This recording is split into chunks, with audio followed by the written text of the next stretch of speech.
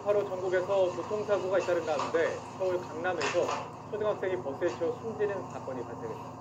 무궁화 열차가 지연되면서 승객들이 한파 속에 2시간 가까이 대기하는 일도 벌어졌습니다. 이준혁 기자입니다. 도로 위 눈이 채 녹지 않은 이른 아침, 서울 강남에서 횡단보도를 건너던 초등학교 6학년 남학생이 시내버스에 치여 숨졌습니다. 사고가 일어난 횡단보도는 몰카시티 어린이보호구역 코앞에 있습니다. 버스가 치고 지나간 안전봉들이 이렇게 휘어 있습니다. 초등학교에서 300m도 떨어지지 않은 곳인데 도로에는 약한 경사가 있습니다. 여기 미끄러지는 사고구나. 어제 내가 연락을 좀 안 보여주지. 아버지 엄마 통곡을 하는 저쪽에 건너편에 잠깐 앞으로 내려오잖아. 버스 기사는 도로가 미끄러웠다고 진술했는데 경찰은 CCTV와 블랙박스 등을 토대로 사고 원인을 조사하고 있습니다. 폭설이 내린 충남에선 고속도로를 달리던 버스가 길에서 미끄러져 넘어졌습니다. 앞에서 있던 승용차를 피하려다가 눈길의 균형을 잃었던 것으로 전해졌는데 다행히 승객 35명 모두 안전띠를 한 덕에 큰 피해는 없었습니다. 또 수도권 제1순환고속도로에선 200m 간격으로 이중 추돌과 삼중 추돌이 발생해 극심한 정체가 빚어졌고 드물게 많은 눈이 내린 전남 광주 지역에선 제설 작업이 더디게 진행되며 곳곳에서 교통사고가 이어졌습니다. 올겨울 최강 한파 속에 무궁화호 열차가 2시간 가까이 지연되는 일도 있었습니다. 승객들은 별다른 안내도 받지 못한 채 마냥 추위에 떨며 기다려야 했습니다. 그냥 여기 있었죠. 대략적인 시간을 알 수가 없습니다 라고 얘기를 하기 때문에 그냥 하염없이 기다릴 수밖에 없었죠. 코레일 측은 낮 12시쯤 서울에서 출발해 여수로 가던 무궁화호 열차에 이상이 생겨서 기관차를 바꿔 달았다고 밝혔습니다. YTN 이준엽입니다.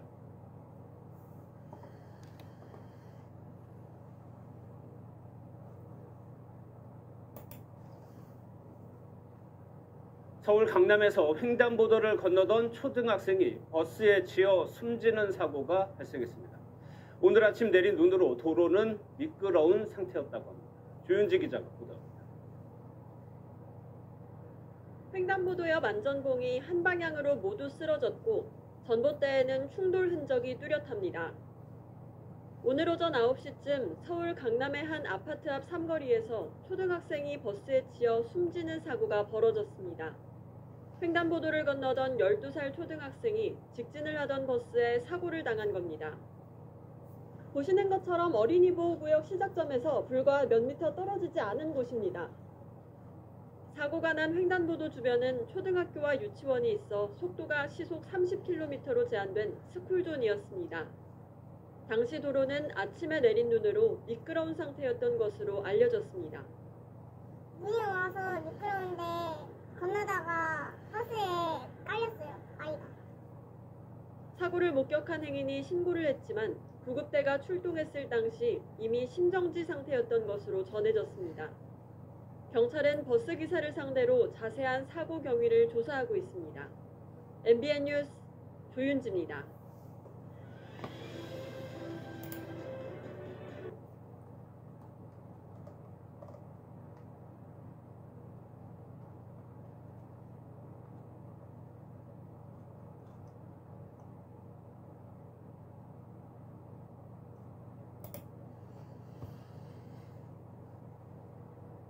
진출입할 때 교통사고 유발 위험성이 높은 데다 실제로 교통사고가 날 경우 과실 책임을 버스기사가 더 많이 져야 하는 시내버스 종점이 있습니다.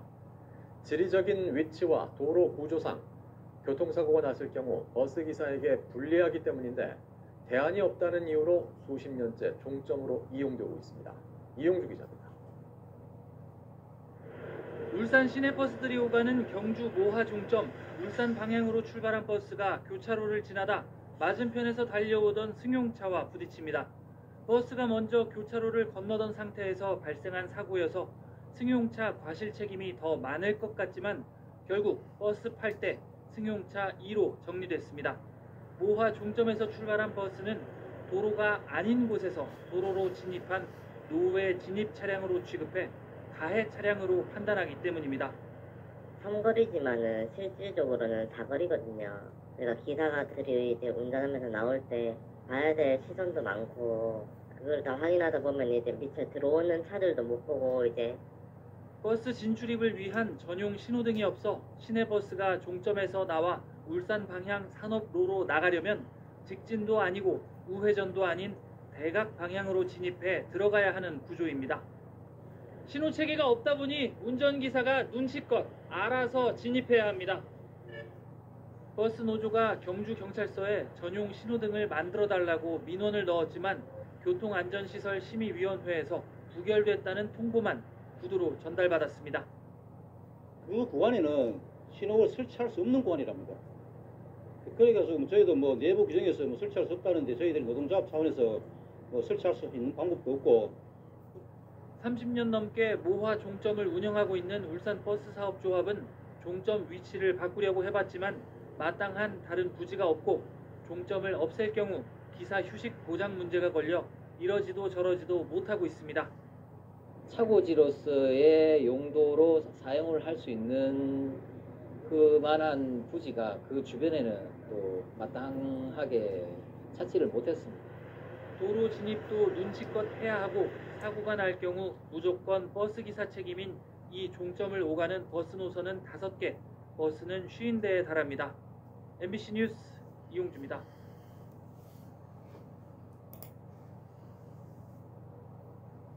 어제 퇴근길 서울과 경기에서 버스가 갑자기 후진하는 아찔한 사고가 잇따랐습니다.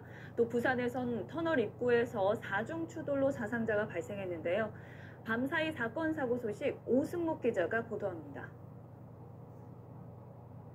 버스 한 대가 느닷없이 차로를 가로질러 후진합니다. 신호 대기 중이던 차량 6대가 피해를 봤습니다. 어젯밤 경기 성남시 모란역 사거리에서 난 사고입니다. 후진하는 것처럼 하는데 갑자기 속도가 많이 붙더라고요. 그러더만 반대편까지 넘어서 차량을 많이 들이받으면서 차량 운전자들은 병원에서 치료를 받았는데 버스 안에는 아무도 타고 있지 않았습니다. 경찰은 운전기사를 상대로 갓길에 버스를 주차했을 때 제동장치를 제대로 작동시켰는지 등을 조사하고 있습니다. 소방대원이 젠걸음으로 언덕길을 내려갑니다. 마을버스 한 대가 길 아래 주택에 충돌했습니다. 어제 저녁 서울 은봉동 한 언덕길을 오르던 마을버스가 갑자기 뒤로 밀려 사고를 냈습니다. 뒤에 기다리던 승용차, 또 그 뒤에 노란 푸근차 같은 거. 그 다음에 이제 저기 건물 벽을 들이받은 거예요. 이 사고로 버스에 타고 있던 승객 6명이 다쳐 병원으로 옮겨졌고 언덕길 주변 주택 벽과 구청 전기 설비 등도 파손됐습니다. 버스가 저 언덕길에 멈춰 있거든요. 그러다 급 출발할 때 항상 좀 뒤로 밀리거나 이런 적들은 좀 많았었던 것 같아요. 어제 부산에서 수정터널 인근에서 달리던 승용차 4대가 잇따라 추돌했습니다. 이 사고로 1명이 숨지고 3명이 다쳐 병원으로 옮겨졌습니다. KBS 뉴스 오승목입니다.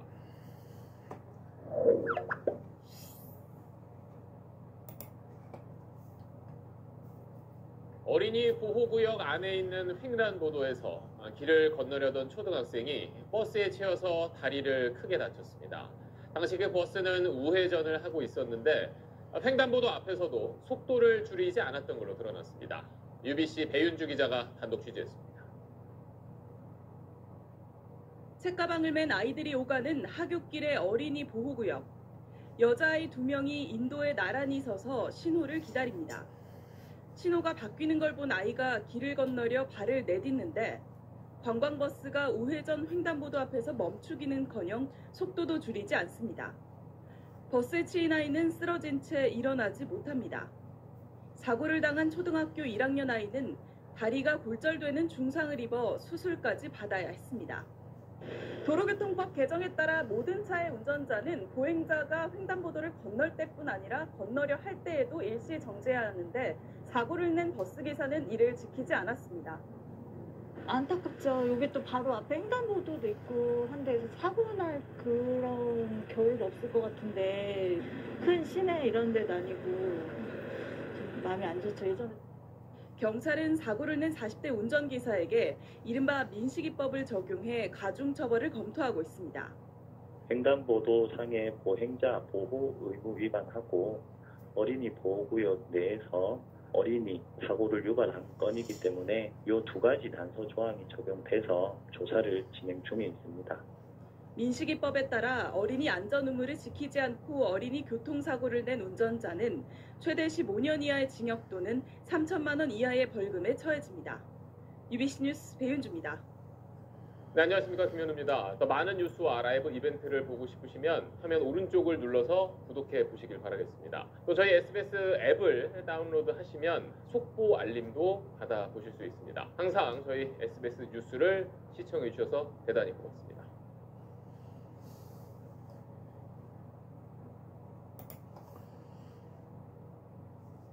교차로에서 차량이 우회전할 때 보행자 사고가 자주 일어나면서 오는 7월부터는 개정된 도로교통법이 시행되는데 어제 또 이런 사고가 나 길 건너던 초등학생이 숨졌습니다. KBC 김서영 기자입니다. 횡단보도를 앞에 두고 우회전하던 버스가 갑자기 멈춰섭니다. 초록불을 보고 횡단보도를 건너던 초등학교 2학년생을 들이받은 겁니다.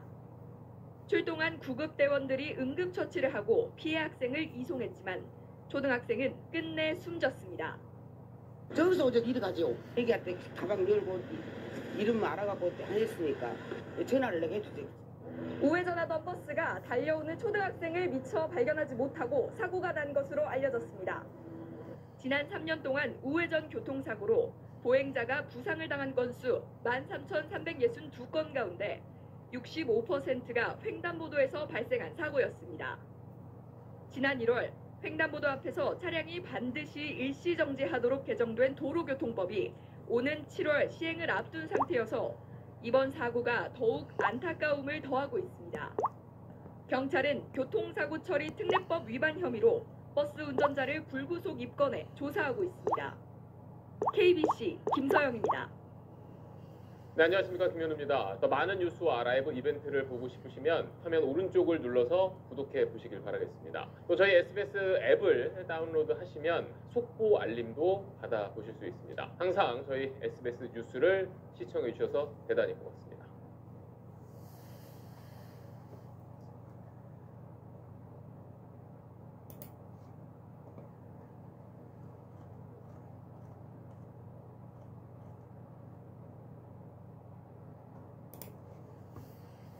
전국 곳곳에 내린 눈으로 도로가 빙판길로 바뀌면서 교통사고가 잇따랐습니다. 중남 고속도로에선 관광버스가 승용차를 추돌한 뒤 넘어져 4명이 다쳤고 서울에서는 횡단보도를 건너던 초등학생이 버스에 치여 숨지는 사고가 일어났습니다. 최선중 기자입니다. 정차 중인 승용차 운전자가 고속도로 갓길에서 수신호를 하고 있는 사이 관광버스가 승용차와 부딪힌 뒤 미끄러져 옆으로 넘어집니다. 사고가 난 건 어제 오전 9시쯤 대설주의보 속에 충남 당진에는 눈이 7cm가량 쌓인 상태였습니다. 도로공사가 긴급 제설 작업을 했지만 역부족이었습니다. 우행하던 그 버스가 미처 정차해 있는 차를 목격하지 못하고 미끄러졌습니다. 이 사고로 버스에 타고 있던 산악회원 36명 가운데 4명이 다쳐 병원으로 옮겨졌고 사고 수습을 위해 고속도로 한계차로가 2시간가량 통제됐습니다. 비슷한 시간 전남 영암군에서는 수용차가 농수로로 미끄러져 4명이 다치는 등 전남 지역에서도 빙판길 사고가 잇따랐습니다. 어제 오전 9시 10분쯤에는 서울 강남 세곡동 삼거리에서 혼자 횡단보도를 건너던 12살 초등학생이 버스에 치여 숨졌습니다. 사고 장소는 어린이 보호구역 시작 지점에서 8m 떨어진 곳으로 직선거리로 250m 이내에 초등학교가 있습니다. 사고가 난 도로는 오전에 내린 눈이 일부 쌓여 미끄러운 상태였던 것으로 전해졌습니다. 경찰은 40대 버스 운전기사를 입건해 정확한 사고 경위를 조사하고 있습니다. KBS 뉴스 최선중입니다.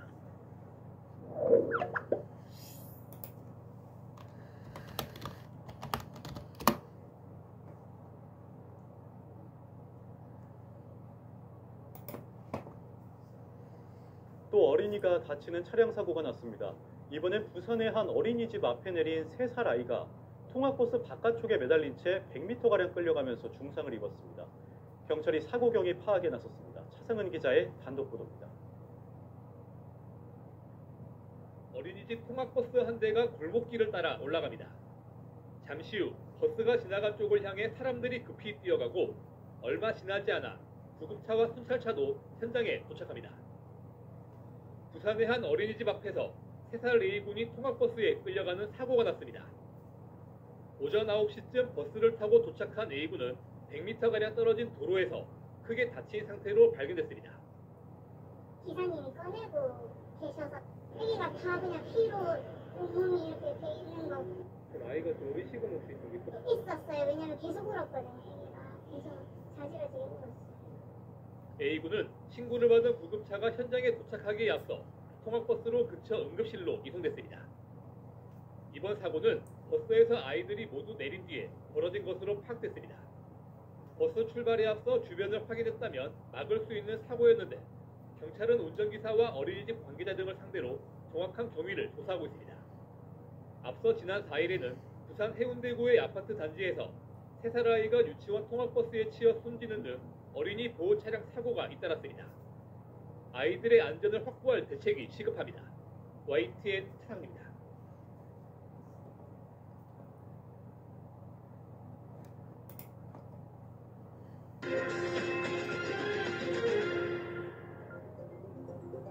노란 버스가 갑자기 기우뚱하면서 터널 벽면에 부딪히더니 잠시 뒤 다른 쪽 벽을 들이받고 옆으로 넘어집니다. 사고 당시 모습은 인명피해가 우려될 정도였는데요. 실제로 당시 버스에는 인솔교사와 버스기사를 비롯해 유치원생 21명이 타고 있었습니다. 그런데 단 2명의 아이만 가벼운 찰과상을 입었을 뿐 다행히 큰 인명피해가 없었습니다. 출발 전 인솔교사가 아이들이 안전벨트를 매도록 지도한 덕분이었는데요. 또 무엇보다 2차 사고 우려가 있던 상황에서 시민들이 적극적으로 나서 현장을 통제하고 아이들을 직접 구해내기까지 했습니다. 작은 안전수칙의 중요성과 시민의식이 빛났던 현장을 직접 따라가 보겠습니다. 지난 금요일 오전 11시쯤 한 차량의 블랙박스 영상입니다. 터널을 진입해 다니던 차량이 기우뚱하더니 차선을 가로질러 벽면을 들이박습니다. 뇌마디 비명과 함께 차 안의 블랙박스는 그대로 먹통이 됐습니다. 대체 무슨 일이 벌어진 걸까? 해당 차량의 뒤에서 달리던 승용차의 블랙박스를 확인해보니 사고 차량은 25인승 버스. 잘 달리던 버스가 갑자기 터널 벽면에 부딪히더니 튕겨지듯 나와 다른 쪽 벽면을 한 번 더 들이받고 옆으로 쓰러집니다. 2차로로 이제 차선을 변경하는 줄 알았는데 갑자기 오른쪽 벽에 박고 왼쪽 벽에 이렇게 박더니 2번 박고 이렇게 버스가 뒤집어졌어요. 저는 진짜 큰일이가 싶어갖고 심장이 철렁했습니다. 사고 차량은 다름 아닌 노란색 어린이 통학버스. 사고 당시 충격이 컸던 만큼 만약 아이들이 타고 있었다면 심각한 피해가 우려되는 상황. 그런데 사고 직후 이를 목격한 시민들이 너나 할 것 없이 일제히 차를 세운 뒤 사고 차량으로 몰려들었습니다. 갑자기 뒤에서 시민분들 먼저 뛰어나가셔가지고 청소년 다 살펴보시니까 이렇게 애기들 있다고 애기들 빨리 꺼내야 된다고 처리해야 된다고 이렇게. 차 안에 현장 학습을 가던 5살 된 유치원생들이 단체로 탑승해 있던 겁니다. 사고 충격으로 두려움에 떨고 있던 아이들. 사람들은 119에 신고를 하고 일부 시민들은 버스 내부로 들어갈 방법을 찾아 나섰습니다. 하지만 버스가 옆으로 누워있어 구조할 길이 마땅치 않자 각자 차량으로 가 비상용 망치와 골프채 등을 들고 돌아왔습니다. 어떤 망치 들고 오신 분이 조심해서 깨야 된다고 급하면 이렇게 펑펑 깨는데 그분은 되게 침착하게 유리 막 애들이 다 차 안에 있으니까 다칠 수도 있으니까 가해부터 이렇게 침착하게 탁탁 깨가지고 버스 안 아이들에게 피해가 가지 않도록 조심스럽게 차량 뒤 유리창을 깨기 시작합니다. 그리고 잠시 뒤 차 안에서 어린 아이들을 하나둘 구조해냅니다. 차 안에 있던 아이들은 모두 21명으로 인솔교사와 운전기사를 포함해 23명 전원이 구조됐습니다. 몇 분은 또 안에 들어가셔가지고 애기들 남아있는지 안 남아있는지 다 확인하고 기사님 모셔 나오고 그렇게 구조를 했습니다. 사고가 난 지 불과 5분 남짓 만에 일어난 일이었습니다. 현장 도착했을 때 아이들이 이제 다 구조된 상태였고 몇 분이 애기 이제 다독이면서 계시더라고요. 조금 이제 다친 애들은 울고 좀 그랬었는데 애들 대부분 다 침착하게 잘 있었어요. 구조된 아이들은 터널 가장자리 안전지대로 옮긴 승객들은 겁에 질려 우는 아이들을 다독이며 사고 충격으로 놀란 마음까지 어루만져 준 겁니다. 그런데 놀라운 일은 이뿐만이 아니었습니다. 머리 쪽에 가벼운 찰가상 입은 애들만 한 정도 있었고 다른 애들은 이제 뭐 다쳤는지 물어봐도 이제 괜찮다고 이렇게 다 얘기를 하더라고요. 차량이 여러 차례 벽면에 부딪히고 옆으로 쓰러지기까지 한 큰 사고. 사고 충격으로 차량은 앞부분이 심하게 찌그러졌고 옆 유리는 완전히 부서진 상태. 그런데도 차 안에 있던 아이들은 크게 다치지 않았던 겁니다. 대체 어떻게 이런 일이 가능했을까? 비밀은 바로 안전벨트에 있었습니다. 인솔교사가 출발하기 전 아이들이 모두 안전벨트를 착용했는지 여부를 확인한 뒤 차를 출발시킨 겁니다. 아무리 짧은 거리라도 아이들 안전벨트를 다 맸는지 확인을 하고 현장학습을 갈 때도 탑승 인원을 준수를 하고 작은 안전수칙을 지키는 일이 자칫 큰 인명피해로 이어질 수 있었던 사고를 예방할 수 있었던 겁니다. 안 하고 있었으면 그 충격, 좌우 충격으로 해가지고 애들이 차 안에서 막 이동이 되니까 많이 다칠 수도 있죠. 그 덕분에 병원으로 이송된 학생은 단 2명뿐이었습니다. 당일날 2명 가서 병원 치료를 받고 퇴원했고 그 나머지 애들은 부모한테 인계해가지고 사고 일어나고 이상이 있으면 다시 검사를 받아보죠. 그렇다면 사고 원인은 무엇일까? 사고 당일은 아침부터 비가 왔던 상황. 경찰은 차가 빗길에 미끄러지면서 사고가 난 걸로 보고 있습니다. 더욱이 사고가 좁은 터널 안에서 벌어진 데다 노면이 젖어 있어 뒤따르던 차량에 의한 2차 사고가 발생할 수도 있던 상황. 그 순간 시민의식이 빛났습니다. 어떤 분은 유리를 깨고 어떤 분은 아이를 빼놓고 어떤 분들은 이제 차량 좀 통제해 주시고 그렇게 일사불란하게 움직였던 모습이 참 대단한 것 같습니다. 구조 작업부터 차량 통제까지 특별히 진두지휘한 사람은 없었지만 마치 업무 분담을 한 듯 스스로 할 수 있는 일을 찾아 힘을 보탠 겁니다. 사고 소식을 접한 사람들은 안전수칙의 중요성을 다시 한번 깨닫고 시민 영웅들에게 박수를 보내고 있습니다. 시민의식이 안전벨트만큼 크게 중요하다는 것을 우선 시민으로서 크게 느꼈습니다. 사고라도 뭐 시민 정신에 입각을 해서 그런 일이 생기면 솔선수범해서 접근을 했으면 안 좋겠나 그렇게 생각합니다. 아이들이 다 더 큰 사고가 날 수 있었는데 119에서 오기도 전에 시민들이 힘을 모아서 그 구출하는 장면이 저는 정말 감동을 받았습니다. 경찰은 사고 원인을 운전자 부주의에 무게를 두는 한편 차량 결함의 가능성도 배제하지 않고 정확한 사고 경위를 조사할 방침입니다.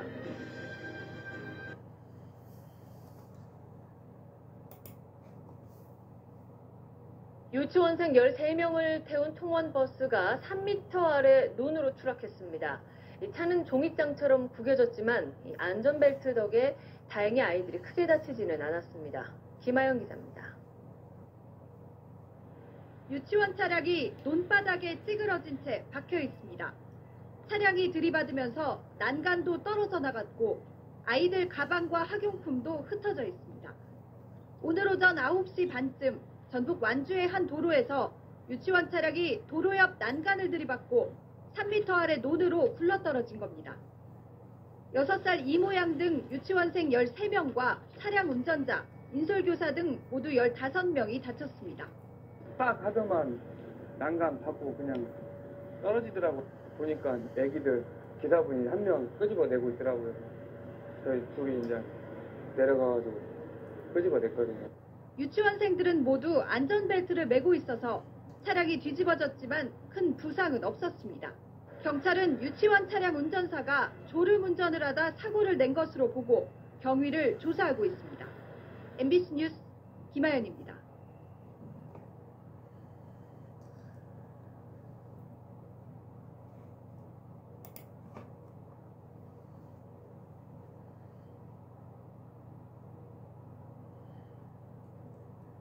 고속도로 터널 안에서 대형 화물차가 유치원 버스를 추돌하는 아찔한 사고가 났습니다. 다행히 어린이들이 모두 안전띠를 착용해 큰 인명피해는 없었습니다. 최장수 기자입니다. 노란색 버스의 뒷부분이 심하게 찌그러졌습니다. 버스를 들이받은 대형 화물차 유리창도 산산조각이 났습니다. 대구시 달성군 농공업 중부 내륙고속도로 터널 안에서 화물차가 유치원 버스를 들이받은 건 오전 10시 40분쯤. 버스는 경북 구미에서 출발해 대구과학관으로 견학을 떠나던 유치원생 44명과 인솔교사 등 모두 48명이 타고 있었습니다. 터널 안에서 24톤 화물차와 유치원 버스가 부딪힌 아찔한 사고. 다행히 유치원생들이 모두 안전띠를 착용해 인명피해는 크지 않았습니다. 어린이 한 명이 입술을 다쳤고 또 다른 한 명이 어지러움을 호소해 인솔교사와 함께 병원으로 옮겨졌습니다. 나머지 어린이와 교사는 예정했던 견학을 진행했습니다. 애들 둘이 학원만 있다고 학원에 병원에 가고 나머지 애들은 전반적으로 지금 자기네들 원래는 못 지치가 수업을 다니는 했어요. 사고 당시 터널에서는 배수로 정비 작업 때문에 2차로가 통제됐지만 화물차 운전사 50살 유모 씨가 서행하던 유치원 버스를 뒤늦게 발견해 사고가 난 것으로 추정됩니다. YTN 최장수입니다.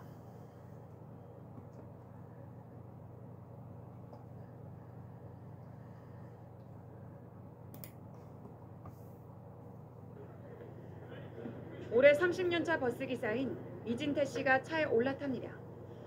운행에 나서기 전 점검하느라 분주합니다. 버스 내부 서버가 작동하는지 꼼꼼히 확인하고 나서야 시동을 켭니다. 출발하겠습니다. 네. 도로가 막히자 시선은 운전대 옆 모니터로 향합니다. 앞차와 간격을 알려주는 배차 간격 상황판입니다. 출근 시간대 배차 기준 간격인 8분을 훌쩍 넘어섰습니다.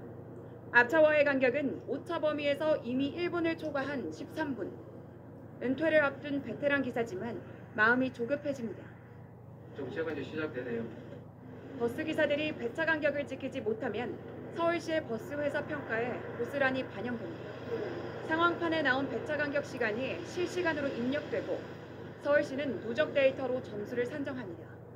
서울시가 평가하는 총점 1000점 만점 중 배차 간격이 차지하는 비중은 90점. 간소한 차이로 순위가 바뀌는 상대평가이기 때문에 무시할 수 없습니다. 1점만 차이가 나도 그 받고 안 받고 아니면 더 받고 덜 받고의 문제가 갈리게 되고 그것 때문에 대형사고 나는 회사들이 그 점수가 적지가 않고 실제 배차 간격을 맞추기 위해 무리한 운행을 감수해야 하는 경우도 많습니다. 4년차 버스기사 구자연 씨. 회사 측에 이 문제를 제기해봐도 돌아오는 건 질책입니다. 배차 방식성을 잘 맞춰야 해 서울시 평가에서 안전이 우선이죠. 우리에게 그걸 쫓아간다고 나 사고 2번 할 뻔했어요. 정시성 맞춘 데다가. 이 문제로 정신적 고통을 호소하다 결국 병원까지 찾았습니다. 병원 5번이나 갔어요. 서울시는 시민들의 편의를 위해 어쩔 수 없다는 입장. 하지만 도로나 개인 사정을 반영하지 않은 평가 기준에 버스기사들은 오늘도 위험한 질주를 되풀이하고 있습니다. JTBC 박현주입니다.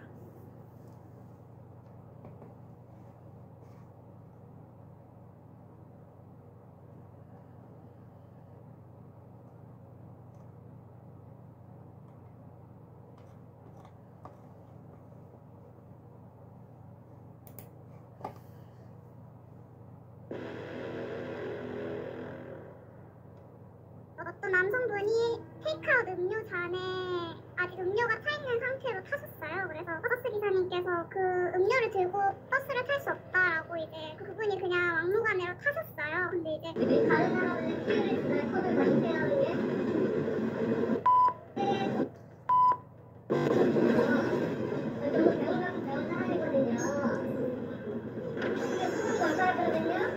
연차도 하실래요? 버스 기사님이 좀 연세도 있으셔서 말도 빨리빨리 못하시고 좀 곤란해하셨었거든요, 되게. 그래서 그 말을 저희가 듣고 있었는데 버스 기사님한테 앞으로 가서 화를 낼 때 이제 무식하면 무식한 대로 이런 식으로 좀 인격 모독하는 발언을 하시는 거예요. 나이대는 20대 중반이나 후반으로 보였어요. 그 눈을 되게 부라리면서 말씀하셔서 되게 좀 무서웠던 기억이 있거든요.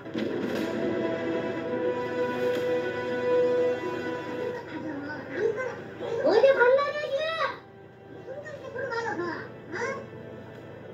무식하면 무식한 대로. 무식한 게 아니고. 아저씨, 이건 하지 말라는 법상에 그걸 얘기해주세요. 제대로 시키세요. 그리고 법상에 제가 잘 교육시키고 잘 모르면서 그렇게 무작정하지 마시고요. 무대 활동하는 사람들은 그렇게 안 하거든요. 거기에 대해서 법을 발표할 때 얘기를 했는데도 끝까지 무조건 앞에서 승객분이 못 보겠는지 아저씨 조례 찾아보시면 다 나와요 이러면서 뒤에 계신 남성 승객분이랑 여성 승객분이 막 소리를 쳐서 막 기사님 편을 들었어요. 근데 법적인 그걸 얘기해 주시라고 그러니까 똑바로 알고 제일 잘 들어라고요. 아저씨 버스 내 음식 반입 금지 조례 치면 나와요. 공직하고 따르세요. 버스 내 음료 반입 금지 조례 치세요. 조례가 법이에요? 법적 구속력이 있어요. 기사님한테는 법이 아니에요. 그냥 가이드예요. 가이드. 거부할 수 있다는 게 조례예요. 대학원 다니시면 기사님을 무식하다고 무시해도 되는 거예요? 저는 그렇게 느끼는데요. 아니 제대로 알고 난 다음에 그럼 가이드를 해주던지요. 그러면요. 그렇게 말씀하셨잖아요. 저는 그렇게 느끼는데요. 목소리는 다예요. 나이가 무슨 다고? 얼마나 음주운행 기준에 관한 조례의 그 부분이 규정이 되어 있습니다. 음식물에 담긴 일회용 컵, 테이크아웃 이런 부분에 대한 것은 운송을 거부할 수 있도록 되어 있고요. 승차한 경우에도 하차할 수 있도록 이렇게 규정이 되어 있어서 일단은 계도를 먼저 하도록 되어 있고요. 분쟁이 생긴다면 경찰분들의 도움을 받도록 그렇게 유도하고 있습니다.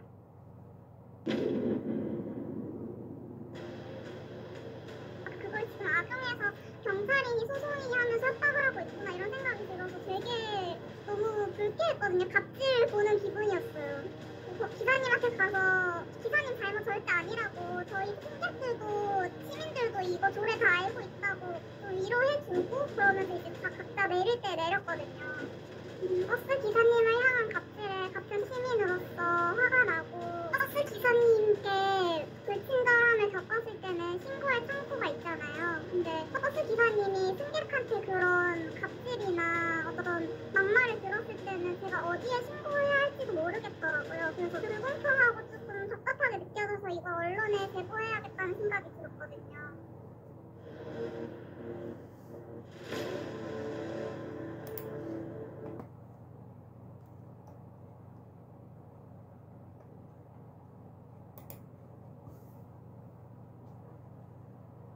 역시 안전띠 중요한 것 같습니다. 어린이집 버스가 2.5m 높이의 수로로 떨어지는 아찔한 사고가 있었습니다. 4살 아이들이 포함해서 14명이 다쳤는데 안전띠를 단단히 해서 크게 다친 아이들이 다행히 없었습니다. 최두희 기자가 보도합니다. 구조대원들이 운전기사를 들것에 실어 끌어올립니다. 왼쪽으로 넘어진 버스의 유리는 산산이 조각났습니다. 사고가 난 건 오전 9시 40분쯤. 집을 돌면서 태워온 아이들을 어린이집 앞에 내려주던 중이었습니다. 경사진 도로가 화근이었습니다. 뒤로 밀리던 차량은 그대로 옆에 있던 수로로 굴러떨어졌습니다. 이 사고로 버스 운전자 58살 김모 씨가 허리를 심하게 다쳐 병원으로 옮겨져 치료받고 있습니다. 차 안에는 4, 5살 어린이 12명도 타고 있었지만 안전띠를 단단히 매 가벼운 부상만 입었습니다. 어린 아이들 보니까 겁에 잔뜩 질려가지고 소리는 못 지르고 그냥 들어가서 구출과대에서 나니까 겁이 많이 질려 있어가지고. 사고가 난 버스는 지난해 11월 정식 신고된 통학 차량이었습니다. 버스에도 보조교사가 타고 있었고 운전기사와 어린이집 원장 모두 안전교육을 이수했던 것으로 확인됐습니다. 경찰은 운전자가 핸드브레이크를 채웠지만 알 수 없는 이유로 버스가 뒤로 밀려 사고가 난 것으로 보고 있습니다. 밀렸다는 것 자체가 어떤 정비불량에 의한 건지 아니면은 차량 운전자의 가실인지 여부 그 부분을 확인할 겁니다. 경찰은 버스 안에 있던 블랙박스를 분석하는 한편 운전기사를 상대로 정확한 사고 원인을 조사할 계획입니다. YTN 최두입니다.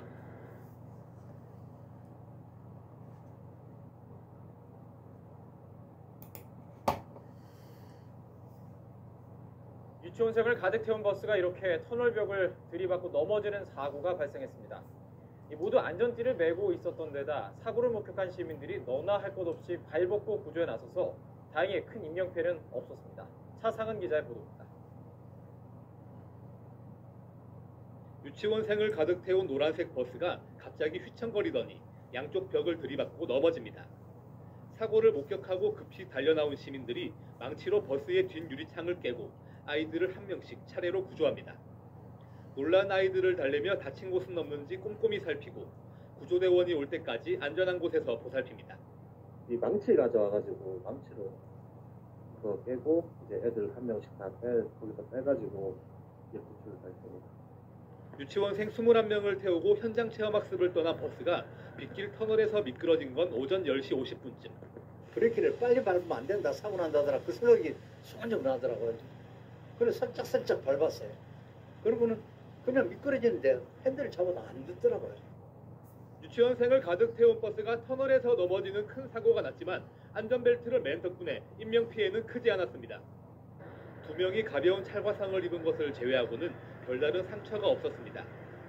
사고로 놀랬던 아이들은 소방서에서 잠시 대기하며 천진난만한 모습을 되찾았습니다. 현장에 가보니까 의외로 부상 당한 애들이 많이 없었어요. 그래 물어보니까 안전벨트를 다 착용하고 있었다. 정말 안전벨트가 생명을 지키는 파수꾼이구나. 다시 한번 실감하게 되었습니다. 사고를 외면하지 않는 성숙한 시민의식과 안전벨트를 착용하는 작은 습관이 아찔한 사고로부터 아이들을 지켜냈습니다. YTN 차상은입니다.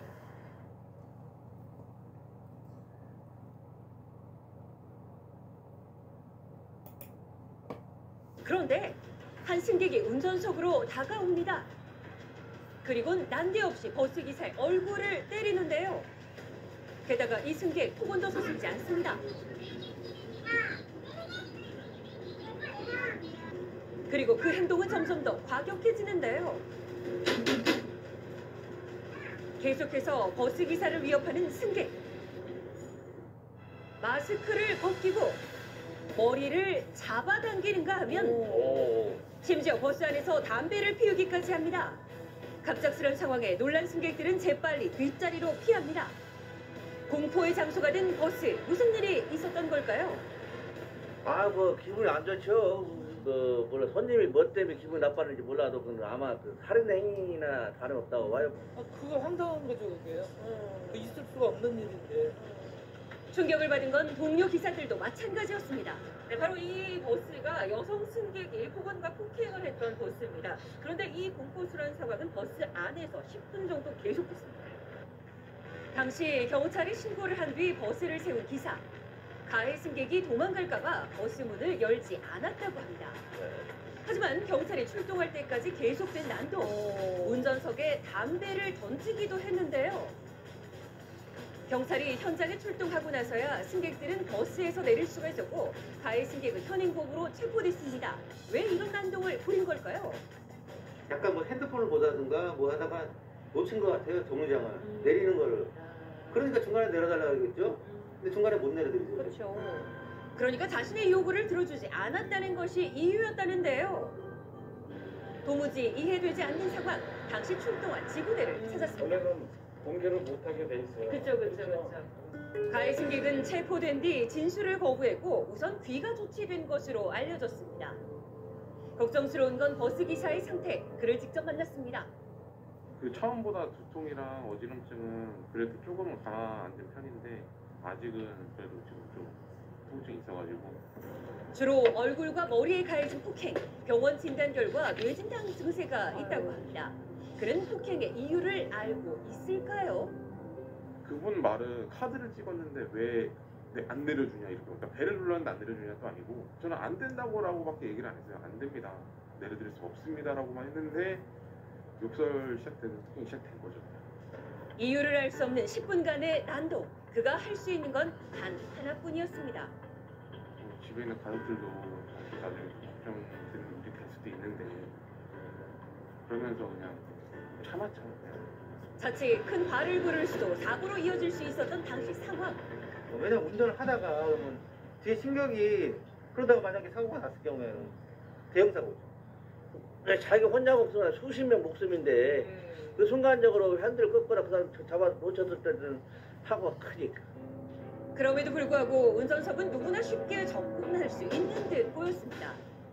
근데 저기 앞쪽을 보니까 지금 가림막이 설치가 됐긴 하지만 손을 뻗으면 운전기사님들은 그렇죠. 좀 닿을 수 있는 그런 거리네요. 그때 당시에는 지금 얘가 이렇게 좀 내려섰을 거예요, 이렇게. 그러니까 손이 닿죠. 네. 근데 이제 이렇게 올렸을 경우에는 이쪽으로 손이 들어가야 되니까. 그렇죠. 이쪽으로도 들어. 근데 이게 다 올려져 있다 하더라도 그렇죠, 이쪽으로도 그렇죠. 들어갈 수 있는 상황이면 그렇죠. 이유가 무엇이든 폭력은 정당화될 수 없는 일. 하지만 비슷한 사건은 계속해서 일어날 수 있는데요. 불안함은 계속 커져만 갑니다. 시민분들이 조금 더 기사들 좀 더 생각을 해주셨으면 좋겠고 앞으로 좀 이런 일이 벌어지지 않도록 나아갔으면 좋겠습니다.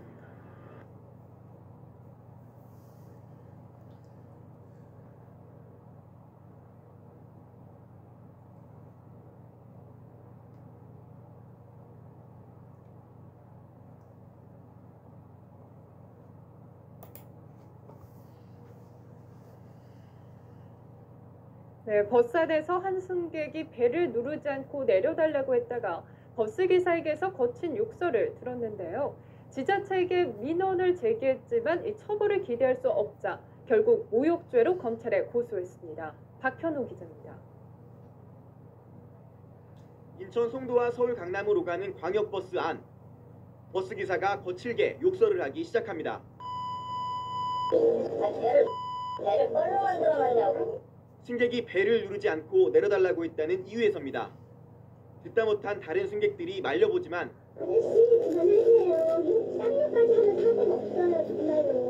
그래도 거친 말은 계속됩니다. 주일날 일하는 것도 짜증나 죽겠는데 배 누르면 버스가 안 쓰냐고. 나 진짜 이 지하철이야 이게? 버스에 탄 승객들은 황당하고 기분이 상할 수밖에 없었습니다. 네, 쓰는데 왜 안 쓰느냐. 그렇게 얘기했더니 그때부터 시작한 거죠. 그때부터 그 말밖에 안 했어요. 옆에 외국 사람들도 타고 있는데 어쩌면 그렇게 소리를 지르고. 욕설을 들은 승객은 버스 회사 소재지인 인천시와 연수구에 민원을 제기했지만 처벌을 기대하긴 어려운 상황입니다. 버스 기사분들의 불친절대해서는 여기서법에 처벌할 수 있는 근거가 좀 많이 심각해요. 결국 이 승객은 버스 기사를 모욕죄로 처벌해달라며 검찰에 고소장을 냈습니다. 연합뉴스TV 박현우입니다.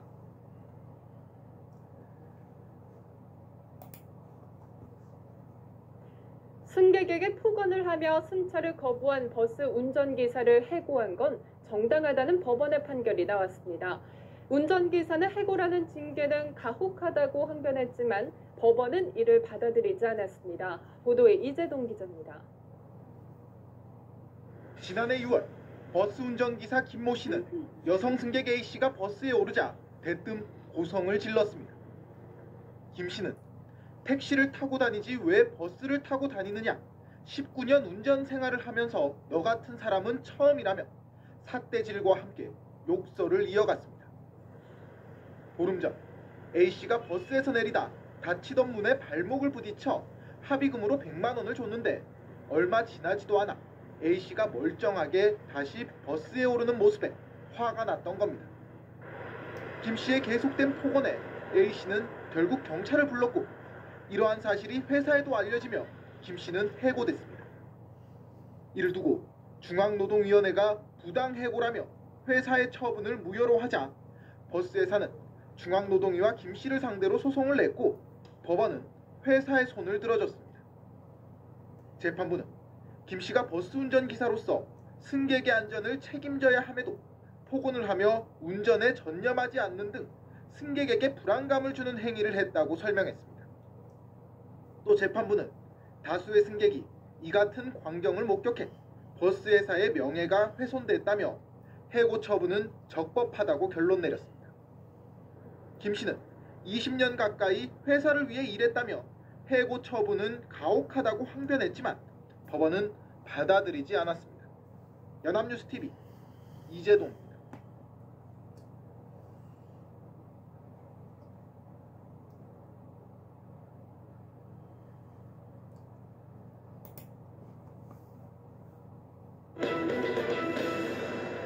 아무리 10대들이 철이 없는 세상이라지만 어떻게 이런 지경까지 이르렀을까요? 최정아 기자님. 네, 지난 25일 밤 11시 반입니다. 경기도 여주시에서 일어난 사건인데요. 고등학생들이 길가에서 한 60대 노인을 학대하고 협박한 사건이 알려져 공분을 불러일으키고 있습니다.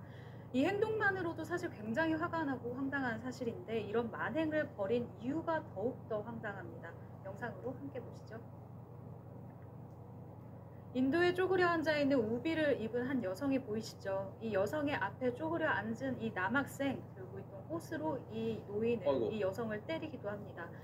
교복을 입은 남학생이 이 고교생이 다름 아닌 담배를 사달라고 60대 노인에게 협박을 하고 있는 그런 충격적인 상황입니다. 어떻게 이게 지금 설명을 듣고도 믿기지가 않습니다. 해당 영상 직접 보시고 이어가 보도록 하겠습니다. 왜 네 남친 어디 있어? 샌들 헤어졌냐? 헤어졌어? 이거 좀 찍어. 찍지 말고. 아니 근데 사줄 거는 사줄 거 그것만 딱 말해. 사장에서 왜 자리 옮기지 마.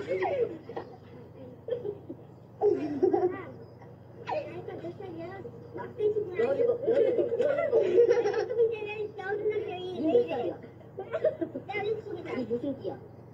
팔찌다. 아쉬워.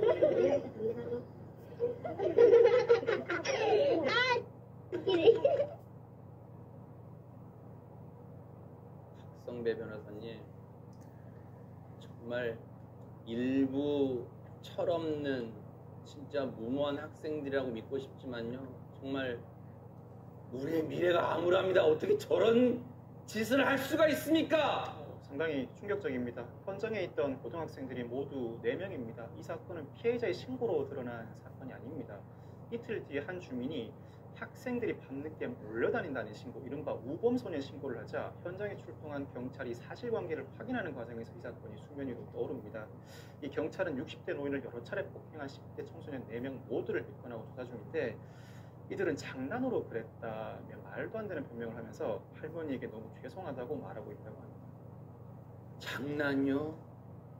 장난으로 저랬다고요? 어디 저 영상을 접한 뭐 피해자 본인은 말할 것도 없고 피해자 가족들이 보면 천불이 날 겁니다. 장윤미 변호사님. 그렇습니다. 지금 이 장면을 지켜보신 시청자분들도 마치 내가 모욕을 당한 것처럼 분노하실 거라고 생각을 하는데요.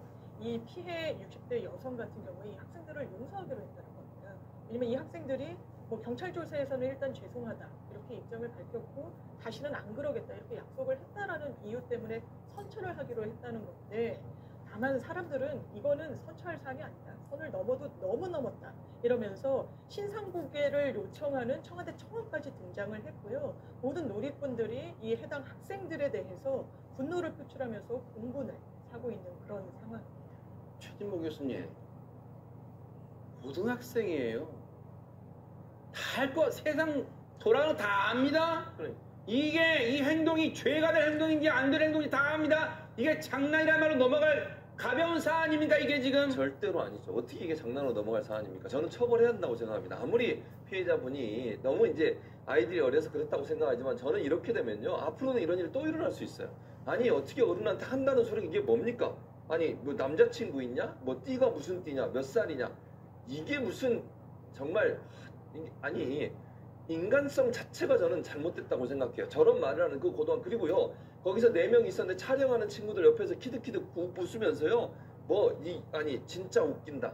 이게 말이 됩니까? 저걸 찍어서 또 어딘가 저 갖고 있는 것도 너무너무 웃기다고 생각해요. 네. 저런 사고방식이라는 생각을 갖고 있는 저런 애들이라면 저는요 그냥 이거 용서해주고 절대로 해결 안 된다고 봅니다. 저 친구들이요 나중에 또 저런 일을 하지 않을 거는 누가 보장을 하겠습니까? 엄벌에 처해서 저런 일 사실은 못하도록 만들어야 됩니다. 일단 해당 학교는 이 사실을 알고 있을까요? 관련 얘기 들어보시고 이어가 보도록 하겠습니다. 아직 진지함이 결정이 되지 않았고요. 조사만 마친 상태고요. 3주 됐고요. 네, 저희가 그 코로나 그 4단계 격상되는 그 주에 저희가 맨 마지막 주였는데 전부 원격 수업으로 들어갔을 때 그때 전화가 온 선생님이었고요. 그때 처음 첫날 와서 하루 나와서 2조시 하고 무단으로 조퇴하고 집에 들어갔습니다. 이 학생이 전화 온 지 3주 등교하는 주간에 있었지만 이 학생을 본 거는 딱 1시간 이제 시작은 했고요. 시작은 했고 저희가 결정되는 대로 뭐 그 결정 내용을 홈페이지 등에 이렇게 알려드릴 예정이고요. 그리고 엄격하게 그 처리할 수 있도록 노력하게 하시겠다고. 지금 저 학생들의 행동 충격적이 더 분노를 사는 안타까움 더하는 내용이 있다면서요, 김유진 아나운서. 그렇습니다. 이 피해 어르신이 인근에서 채소를 팔면서 생계를 이어가던 것으로 알려져서 지금 안타까움을 더하고 있는 상황인데요. 게다가 영상 속에서 남학생이 폭행에 사용했던 이 물건, 그 정체를 알고 보니까 위안부 피해자인 이용녀 할머니를 기리기 위한 그 소녀상 위에 놓여있던 추모용 국화꽃이었던 것으로 알려져서 더 거센 비난에 직면하고 있습니다. 철이 없다고 보기에는 사안이 가볍지가 않아요. 처벌 어떻게 될까요, 박성배 변호사님? 2명 이상이 폭행, 협박 또는 강요한 사안입니다. 이 경우에는 폭력행위 처벌법이 적용되고 단순 폭행, 협박과 달리 반의사 불벌죄가 아닙니다. 할머니가 처벌 의사를 밝히지 않는다고 하더라도 충분히 처벌이 가능하고요. 학교도 초중등 교육법에 따라 출석 정지 등 징계가 충분히 가능한 사안입니다. 자식을 잘못 키우면 부모도 회초리를 맞는다고 했습니다. 부모도 반성하기 바랍니다.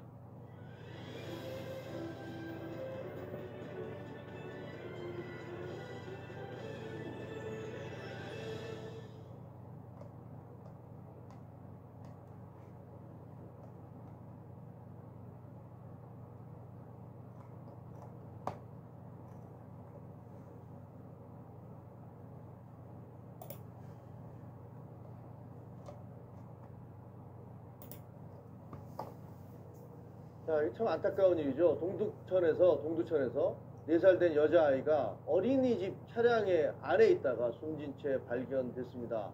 그리고 7시간이나 방치됐다고 합니다. 이거 어떻게 이런 사고가 벌어지게 된 겁니까? 일단 그 아침 9시 45분에 어린이들이 이제 통합 그 차량에 8명이 탑니다. 그리고 어린이들 도착을 해요. 도착한 다음에 7명만 내리고 한 명, 9명이 아니었습니까? 8명이라고요. 8명 중에서 이제 7명이 내린 걸로 알려져 있어요. 처음에? 예. 그랬는데 한 명은 남아있고 아마 잠이 들었던 것 같아요. 그러면 사실 인술교사도 있었기 때문에 그 운전기사도 남아있는 어린이를 확인해야 하는데 이제 확인하지 않은 거죠.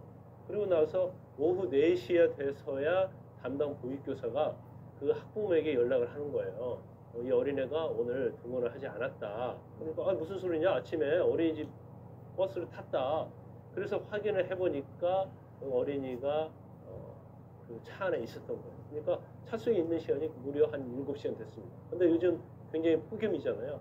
30, 한 2.5도 이상이 나갔다 오는데 차 안에는 실질적으로 계속 이렇게 햇빛을 방치하면 70도는 이제 80도 나간다고 그래요. 그러면 그 안에서 애가 그 찜통 속에서 얼마나 많은 고통을 겪었을까를 생각해보면 부모 입장에서 가슴이 아프고 피해자 어머니가 계속 울다가 혼절하고 그런 상황이 됐다고 합니다. 근데 지금 저희가 확인한 바로는 이제 9명이 갔다가 8명의 아이들이 내렸다고 하는데 하여튼 저희가 확인한 부분은 그렇습니다. 그런데 어떻게 보면 이제 그 운전기사라든가 혹은 인설교사라든가 그분들이 한 번만 이렇게 돌아보고서 잘 살펴봤더라면 이런 끔찍한 일이 없었을 수도 있고, 또 그다음에 그 보육교사도 안 도착했으면 바로 전화를 했으면 이런 비극이 피할 수 있었을 텐데, 이런 일들이 근데 자주 발생하고 있습니다. 2년 전에 광주에서도 4살 된 남자아이가 유치원 통학버스에 방치된 일이 있었는데 다행히 목숨은 건졌습니다. 하지만 아직도 식물 상태라면서요. 그때도 2016년도 7월이었고요. 그때도 8시간가량 방치가 돼서 발견 당시에 차 안의 온도가 무려 42도였습니다. 우리가 보통 화상을 입는다고 하면 뭐 끓는 물처럼 100도 정도가 돼야 되는 걸로 알고 있지만 실제 의학적으로는 체온보다 높은 경우에 장시간 방치되면 화상을 입을 수 있다고 하고, 저 정도 온도면 그러니까 피나 피부나 이런 걸 떠나서 뇌에 산소 공급이 안 될 거거든요. 그렇기 때문에 지금도 식물인간 상태여서 집에서는 돌볼 수가 없어서 그냥 병원에 머무르고 있는 상황인데, 아이는 생명은 건졌지만 가정은 그야말로 파탄이 정도가 돼서 아버지는 직장 그만두고 아이를 돌보고 있고, 그래요? 어머니가 이제 간신히 생계를 꾸려가는 상황인데다가 막내 아들도 있는데 이 아이는 아예 버스를 그러니까 그 집안에는 온통 버스에 대한 트라우마가 생겨버린 겁니다. 그래서 한 가정이 지금까지도 고통에 시달리고 있는 상황이죠. 얼마나 고통스러울까 정말. 자, 그런데 이런 소식들이 알려지면서 이거 재발 방지가 돼야 되는데 이거 왜 자꾸 일어나느냐, 그런 목소리도 높습니다. 해결책으로 제시되는 것 중에 하나가 슬리핑 차일드 체크, 뭐 이런 얘기. 최근에 이제 미국의 캘리포니아주에서 시행되고 있다는데 이건 어떤 제도입니까? 슬리핑 차일드 체크는요, 일단 차에서 어린이들 다 내리면 하나하나 확인을 해요.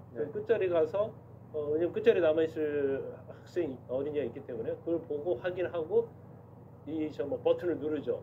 그 이후에야 이 차가 시동이 꺼질 수 있는 장치예요. 그래서 그러니까 앞에서 뒤까지 끝까지 가봐야지 시동을 끌 수 있기 때문에 가다 보면 자고 있는 애들이나 이런 것들을 확인할 수 있지 않느냐? 그렇죠. 시동이 안 꺼지게 하면 결국 체크할 수밖에 없잖아요. 그래서 제가 볼 때는 이 제도가 굉장히 가장 효과적인 제도라고 봐요. 왜냐하면 계속해서 이런 사고가 지금 반복해서 지금 일어나고 있잖아요. 네. 그래서 물론 뭐 썬팅을 진하게 하지 말자랄지 여러 가지 제한이 있지만 슬리핑 차일드 체크가 제일 좋은 방법이라고 생각하고 사실 우리가 그 세리미법이라고 아실 겁니다. 네. 2013년도에 세리미가 자기가 탔던 어린이집 버스에서 내리다가 그 차에 치여서 사망한 사건이거든요. 네. 그때 법이 개정이 됐어요. 그래서 인솔교사도 반드시 타야 하고 확인하고 안전벨트 메어줘야 하고 이런 법은 개정됐는데 그걸 지키지 않으니까 이제 저런 일이 생기는 거예요. 그러려고 하면 결국 어떤 장치랄지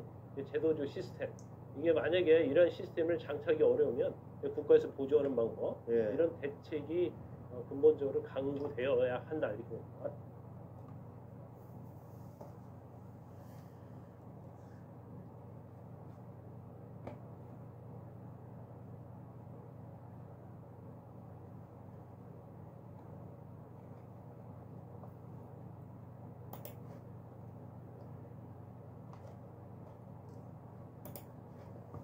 학생 12명을 태운 고등학교 통학버스가 전복됐습니다. 통학버스가 신호를 위반한 건데 이 사고로 수능을 3주 앞둔 학생 1명이 숨지고 10여 명의 학생이 다쳤습니다. 김보민 기자입니다. 교차로에서 노란색 통학버스 차량이 속도를 멈추지 않고 달려오다 그대로 검은색 승용차와 부딪힙니다.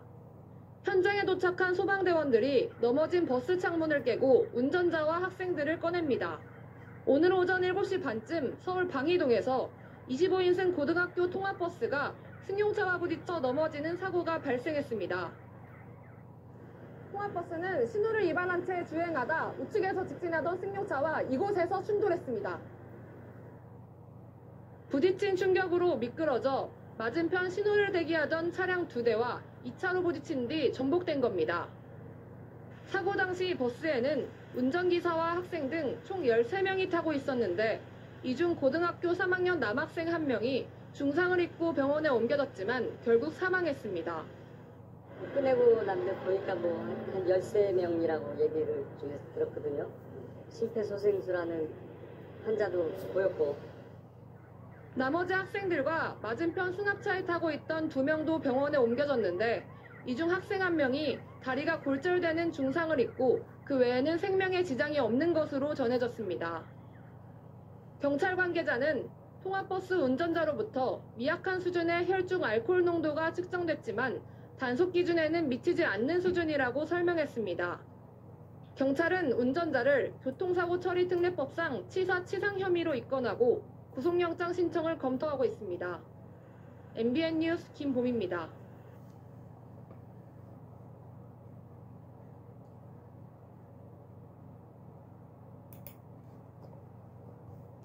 시민들이 잠깐 타고 또 내리는 버스지만 서울에서 부산까지 갈 수 있는 시간 동안 쉬지 않고 버스를 몰아야 하는 버스 기사들이 있습니다. 한 바퀴 길이가 60km이거나 한 번 운전하면 5시간 가까이 버스 안에 있어야 하는 이른바 초장거리 서울 시내 버스 노선 기사들 얘기입니다. 1차 카메라 연지환 기자가 함께 버스를 타봤습니다. 서울에서 이용 인원이 가장 많은 버스 중에 하나인 152번 버스입니다. 지금 출근 시간이 막 시작된 새벽 6시 50분인데요. 이 버스는 이곳 서울수유동 차고지에서 출발해서 경기도 안양시까지 운행을 하는데 그 길이가 총 64km나 된다고 합니다. 버스 기사분들은 이곳에 한번 앉으면 한참을 운행해야 한다고 하는데요. 문제는 없을까요? 함께 돌아보겠습니다. 출근 시간 버스 기사 김순기 씨가 버스를 봅니다. 정류장에 총 몇 개? 순식간에 승객들로 꽉 차고 발 디딜 틈 없어집니다. 5분마다 나 지금 8분 찍고 가잖아요. 시간은 가지만 속도는 더딥니다. 출발한 지 1시간 반이 지났습니다. 그런데 지금 운행 거리 중에 4분의 1을 조금 넘었습니다. 버스가 잠깐 멈춥니다. 죄송한데요. 하나님 잠깐만 갔다 올게요. 갑자기 뛰기 시작하는 김 씨. 용변 볼 수 있는 유일한 곳입니다. 미안해. 반환점을 돌아도 쉴 곳은 없습니다. 산 옆에 잠깐 차를 대고 숨 돌릴 뿐입니다. 대학교에 들어가서 화장실을 용물을 보려고 하는데 안양시에서 아예 버스를 못 들어가게 하는 거예요. 기사들이 여기서 많이 부상당했어요. 내려오면서 미끄러가지고 머리 깨진 사람. 4시간 반 만에 차고지에 돌아왔습니다. 간신히 밥을 먹지만 시계에 자꾸 눈이 갑니다. 제일 졸릴 시간에 졸리니까 껌을 씹었거든요. 껌 씹지 말라고도 밀어넣더라니까요. 이렇게 버스에 2번 몸을 실은 뒤에야 하루가 마무리됩니다. 보장하기 위해서 그런 많은 분들이 민원을 넣는데 사람으로서 누려야 되는 기본적인 그게 가장 더 큰 문제라고 생각을 합니다. 한 번 운행에 운행시간 319분, 5시간을 넘어가는 기사들도 많습니다. 얘기가 나온 지가 5년이 넘었는데도 아직까지도 개선이 안 된다는 건 좀 불행한 일이죠. 742번 버스기사 이성준 씨가 버스에 올라탑니다. 이 버스는 올해 초 운행거리가 10km 늘어났습니다. 전에도 이제 시간이 밀리거나 그러면은 식사나 화장실 문제나 그런 걸 해결하기가 힘들었는데 지금은 아예 거의 해결을 못하는 수준이에요. 배차 간격이 벌어지면 마음은 답답해집니다. 차로 잘못 걸리면 앞차하고 30분 막 40분도 벌어져요. 강남에 들어갔다가. 그러니까 비는 많이 들어오죠. 배차 간격이 왜 이러냐, 몇 시 차 아니냐, 뭐 하냐, 막 짜증도 많이 내고. 노선이 추가돼 운전 시간이 1시간은 더 늘었다고 합니다. 버스가 잠깐 멈춥니다. 앞으로 오시겠어요? 내리실 분들. 화장실을 가기 위해서입니다. 아직 반환점을 못 돌았습니다. 더 가야 합니다. 연장된 홀차 지점까지 오는데 30분이 조금 넘게 걸렸습니다. 화장실을 가기 위해서 잠깐 멈춰 세운 시간은 3분이 채 안 됐습니다. 차고지에 돌아온 시간은 저녁 5시 50분. 비교적 안 막히는 시간인 오후 1시 20분에 출발했지만 4시간 반이 걸렸습니다. 하지만 숨 돌릴 틈이 없습니다. 다음 시간이 이거예요. 18시 2분이라고 돼 있잖아요. 밥을 못 먹어요. 14분 남았는데. 그게 나가라니까 나가라니까. 잠깐 허리 펴는 게 전부입니다. 시간이 없으니까 일단 갔다 갈게요. 네, 수고하셨어요. 수고하셨어요. 기사들은 운행 시간과 승객 안전은 밀접한 관련이 있다고 말합니다. 손님 이거 봐야죠. 신경 써야죠. 스트레스가 많이 받는데 어쩌다가는 앞차가 샜는지 안 샜는지 몰라요. 742번 버스 기사들은 조정을 요구하며 1인 시위를 이어가고 있습니다. 서울에서 부산까지 가는 시간이에요. 그 시간을 충분하게 뭐 휴식은 뭐 바라지도 않지만 최소한의 화장실이나 이런 거 그런 기본권도 만들어주지 않고. 5년 전 서울시는 2021년까지 단계적으로 27개 장거리 버스를 대상으로 노선 조정을 검토하겠다고 했지만 올해까지 크게 달라지진 않았습니다. 서울시 관계자는 충분히 공감하지만 기존 이용객들 민원으로 조정에 어려움이 있다며 올해 안에 5개 노선을 추가 조정할 계획이라고 했습니다. 넓어 보일지 모르겠지만 이 버스기사 운전석은 줄자로 재보면 그 폭이 78cm에 불과합니다. 버스기사들은 이 반평도 안 되는 운전석에 10시간 가까이 앉아 있어야 합니다. 승객의 안전에도 영향을 미치는 문제인데 정작 노선을 개선하겠다는 서울시 대책은 제자리 걸음입니다. 언제까지 기사들의 고통에만 의지해야 할까요? 밀착 카메라 연주원입니다.